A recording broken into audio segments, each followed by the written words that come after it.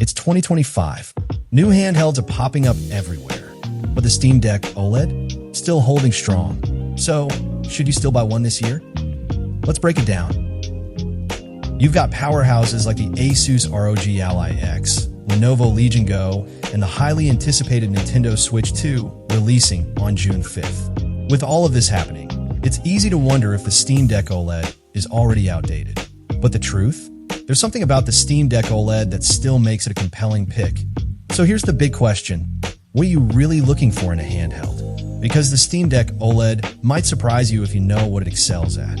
You've probably seen newer AAA titles pushing even desktop GPUs to their limits. So yeah, the Steam Deck OLED won't run everything on ultra settings, and it was never meant to.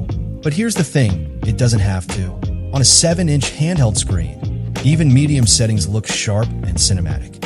And with its 800p resolution, the GPU doesn't need to work as hard as it would on a 1080p or 4K panel, giving you smoother performance and longer playtime. Games like Elden Ring, Spider-Man Remastered, and Hogwarts Legacy, absolutely playable and surprisingly enjoyable. A few tweaks to settings here and there, and you'll be shocked how well these graphically intense titles hold up on a portable device. And that's just part of the story. The Deck's performance isn't its only strength. Compared to its competitors, the Steam Deck OLED still wins when it comes to comfort.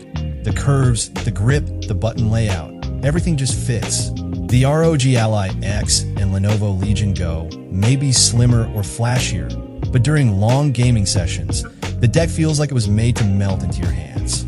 If you're someone who plays for hours at a time, this matters more than you think. And despite its size, it feels lighter than expected. You might even say it feels like a toy until you realize how powerful it actually is. Still, comfort is just one part of usability. So what about software? Here's where Valve nailed it. SteamOS is optimized for quick, console-like gaming. No booting into Windows, no juggling between multiple launchers, no endless updates from different storefronts. You turn on the Deck, and in seconds, you're back in your game. Suspend and resume works like magic. Mid-duel in Hogwarts Legacy, put the Deck down, come back hours later, and it picks up exactly where you left off. And unlike a Windows-based device, the Steam Deck isn't constantly chewing up battery in the background or throwing annoying pop-ups. Still, what if you do on other launchers like Epic Games or GOG? SteamOS might be front and center, but you're not locked in. With tools like the Heroic Games Launcher, you can run your Epic Games library easily. And if you're willing to tinker a bit, you can even install Windows and turn the Deck into a full-blown PC. But honestly, most people never need to. And with the rise of cloud gaming, services like Xbox Cloud and GeForce now run smoothly on the Deck too. So you're not missing out on modern titles, even if they aren't in your local library. Which brings us to battery life, because portability only matters if your device can last. The OLED model dramatically improved power efficiency. Compared to something like the original Deck or even the ROG Ally, it's much more consistent. Lighter games and indie titles can stretch well over 5 to 6 hours. Heavier AAA games like Spider-Man Miles Morales will still drain it faster. But thanks to the OLED panel and smarter power usage, you get more playtime than you think. And if you play a lot of retro or 2D games, the battery just keeps going, which makes the Deck an incredible machine for backlog crushing. But what if you want to go beyond handheld mode? One of the most underrated features of the Steam Deck is how well it transforms into a desktop setup.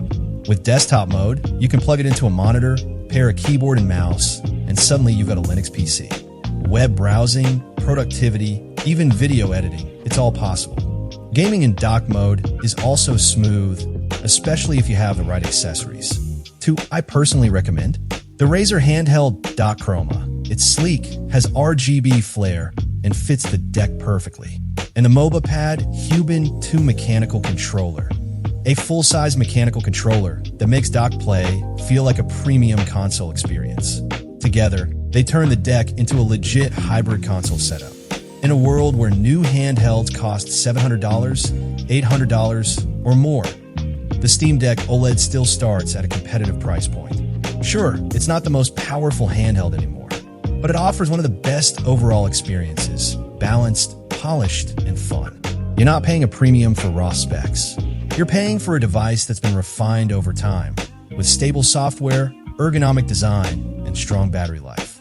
And in many ways, that matters more. But there is one thing to keep in mind. Valve hasn't announced a Steam Deck 2 yet, but with SteamOS spreading to other devices, it feels like Valve might be shifting strategy, focusing on software and letting other companies handle hardware. If that's true, this OLED model could be the final version of the deck for a while. And with SteamOS coming to more powerful handhelds like the ROG Ally X, the deck might start losing its edge. But for now, it still holds its own remarkably well. So should you still buy one in 2025? If you're chasing ultra settings and cutting-edge performance, maybe wait. See what the Switch 2 and next-gen Windows handhelds bring. But if you want a reliable, affordable, comfortable, and flexible gaming handheld, the Steam Deck OLED is still one of the best picks today. It's not about power, it's about experience. And that's where the deck continues to shine. Let me know what you think. Are you still rocking a Steam Deck OLED in 2025? Waiting for something new? Or curious how it stacks up to the Switch 2? Drop your thoughts below. And if you enjoyed the breakdown, give this video a like and subscribe for more handheld tech coverage. Thanks for watching.